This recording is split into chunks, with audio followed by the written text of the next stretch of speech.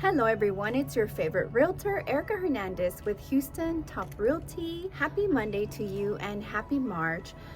On today's video, I'm back from my client interviews. This particular client I sold to a while back here in the Centex community of Forbes Crossing, and I thought I'd just sit down with her, chat about the whole process, and just kind of give you a little bit of education coming straight from my client. I'm really starting to enjoy these interviews. They're actually more fun than you think, but I do want you to join me today because I do have a few questions for my client. If you would like to join me for this special interview, please stay tuned. Don't forget to follow me on all my social media at Erica Houston Realtor, Snapchat, Facebook, Instagram, LinkedIn, Twitter, and go to my website at www.erikahoustonrealtor.com.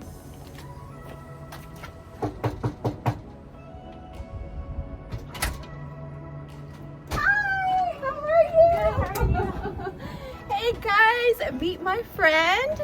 Hi, I'm Karina. Welcome in. Let's go.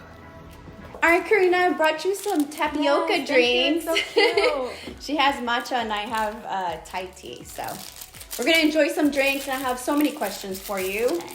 And hopefully your answers will help a lot of people. Ready? Yeah. 1, 2, 3. That's the fun part. Yeah. I'm glad it was sealed because in the car it would have fallen. It would have fallen. So, all right. All right. So, are you ready for the interview? Yes. So the first question I have is something crazy that happens in real estate, but I want to ask you.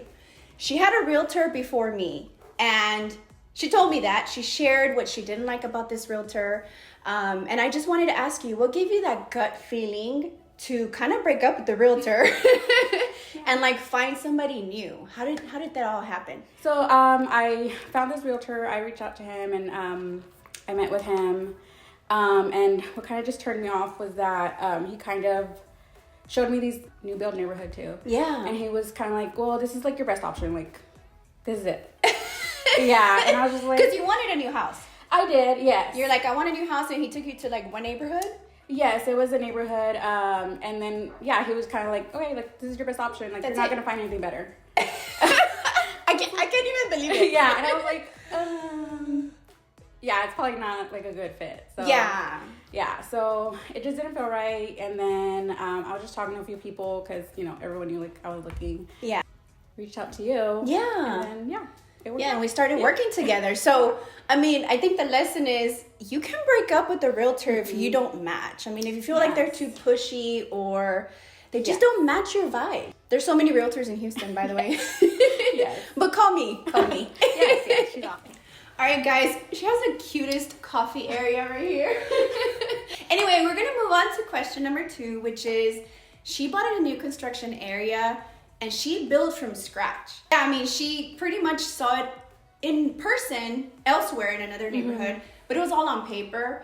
And she decided to start there. And sometimes people don't have time to do that. So what helped you make that decision to start from lot stage? I mean, you picked your lot, you picked your floor plan, all of that.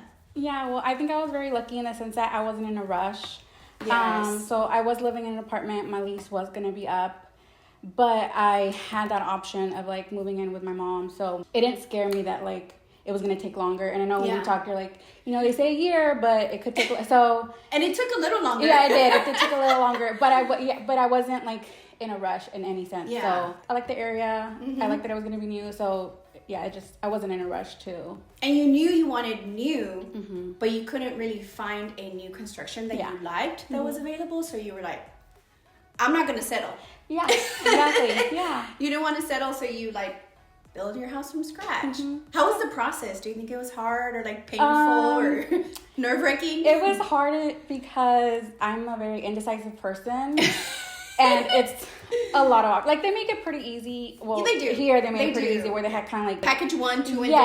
Yes. So that was easy, but like floor plan. Well, I kind of knew I wanted floor plan. Then it's like, how do you want like the outside to look? How do you want? So the colors and all that. Yeah. Yes. So in that sense, it was hard, but. You had to make all the decisions up front that made you the yes. Like, and then it was up front. Yeah. So then. Okay. After a certain point, like, you can't really make changes. Because, you know, like, stuff is ordered and... you can't. So, like, you know, permits are approved. So, so, yeah. Cool. Well, she built this beautiful home and now we're hanging out here. Yeah. How long ago was it? 2020. It was 2020. We closed right before everything happened. So. That's so awesome. Yeah. So, best, almost 3 years. Yeah. Almost 3 years. Yes, yeah. almost 3 years. Yeah. Okay.